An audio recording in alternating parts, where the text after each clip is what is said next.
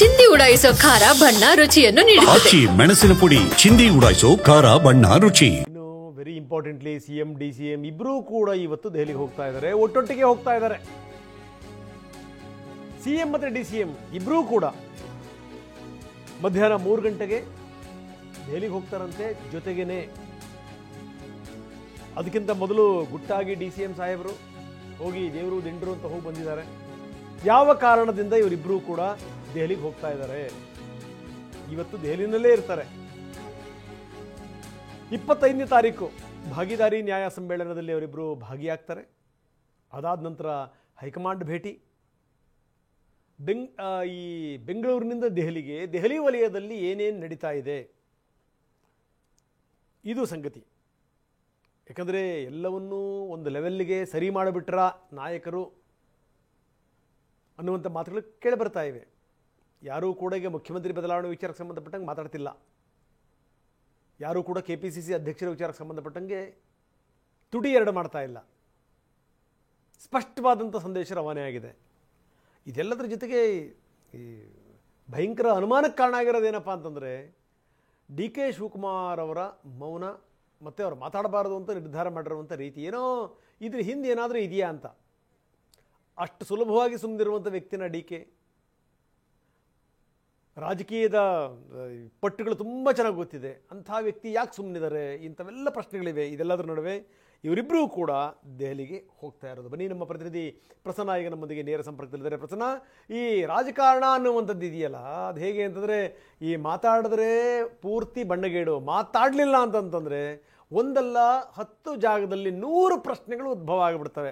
ಯಾಕೋ ಈ ಕಾಂಗ್ರೆಸ್ಸಿನ ಡೆವಲಪ್ಮೆಂಟ್ ನೋಡಿದಂಥ ಸಂದರ್ಭದಲ್ಲಿ ಪ್ರಶ್ನೆಗಳ ಮೇಲೆ ಪ್ರಶ್ನೆಗಳು ಉದ್ಭವ ಆಗ್ತಾ ಇವೆ. ಅದಕ್ಕೆ ತಕ್ಕಂಗೆ ಇವರು ಬ್ಯಾಕ್ ಟು ಬ್ಯಾಕ್ ದೆಹಲಿಗೆ ಹೋಗಿ ಬರ್ತಾ ಇದ್ದಾರೆ, ಕೇಂದ್ರದ ನಾಯಕರನ್ನ ಭೇಟಿ ಮಾಡ್ತಾರೆ, ಬ್ಯಾಕ್ ಟು ಬ್ಯಾಕ್ ಮೀಟಿಂಗ್ಗಳನ್ನು ಮಾಡ್ತಾ ಇದ್ದಾರೆ. ಇದೆಲ್ಲದೂ ಕೂಡ ಬೇರೆ ಬೇರೆ ಕಾರಣಗಳಿಂದ ದಿಲ್ಲಿಗೆ ಹೋಗ್ತಾ ಇದ್ದಾರೆ, ಪ್ರಶ್ನೆ ಬೇರೆ. ಆದರೂ ಕೂಡ ಇಲ್ಲಿ ಪ್ರಶ್ನೆಗಳು ಅತ್ಯಂತ ಸಹಜವಾಗಿ ಹೇಳ್ತಾ ಇವೆ. ಒಟ್ಟೊಟ್ಟಿಗೆ ನಾಯಕರುಗಳು ಹೋಗುವಂಥದ್ದು, ಹೋಗೋದಕ್ಕಿಂತ ಮೊದಲು DK ಶಿವಕುಮಾರ್ ದೇವರು ದಿಂಡ್ರು ಅಂತ ಹೋಗಿ ಸುತ್ತಾಡಿಕೊಂಡು ದಿಲ್ಲಿಗೆ ಹೋಗ್ತಿರುವಂಥದ್ದು ಏನು ನಡೀತಾ ಇದೆ?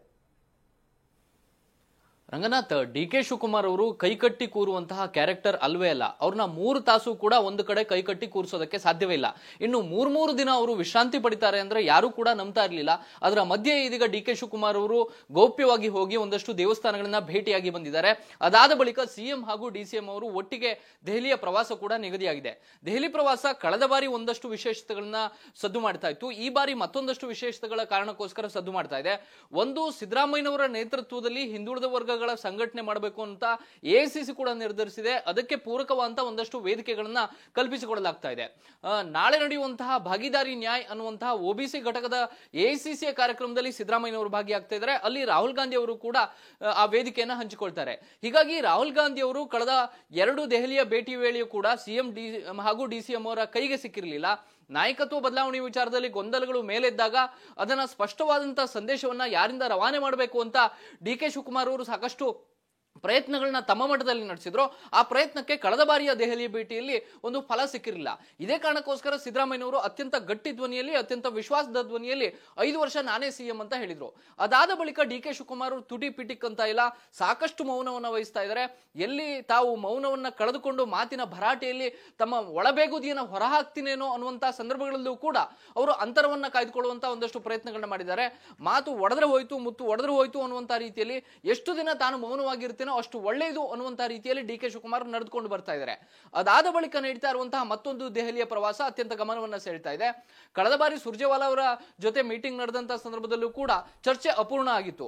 ಯಾವ ನಿಗಮ ಮಂಡಳಿ ಸ್ಥಾನವನ್ನ ಹಂಚಿಕೆ ಮಾಡೋದಕ್ಕೂ ಕೂಡ 3 ಜನ ಕೂತು ಮಾತುಕತೆ ಸಂದರ್ಭದಲ್ಲೂ ಕೂಡ ಆಗಿರಲಿಲ್ಲ. ಇದೀಗ ಈ ದೆಹಲಿಯ ಭೇಟಿಯಲ್ಲಿ ಅದು ಸಾಧ್ಯ ಆಗಬಹುದಾ ಅನ್ನುವಂತ ಸಂಪರ್ಕದಲ್ಲಿ ಇನ್ನಷ್ಟು ನಾನು ಮತ್ತಷ್ಟು ಸಂಗತಿಗಳನ್ನ ನಿಮ್ಮ ಜೊತೆ ಮಾತಾಡ್ತೀನಿ.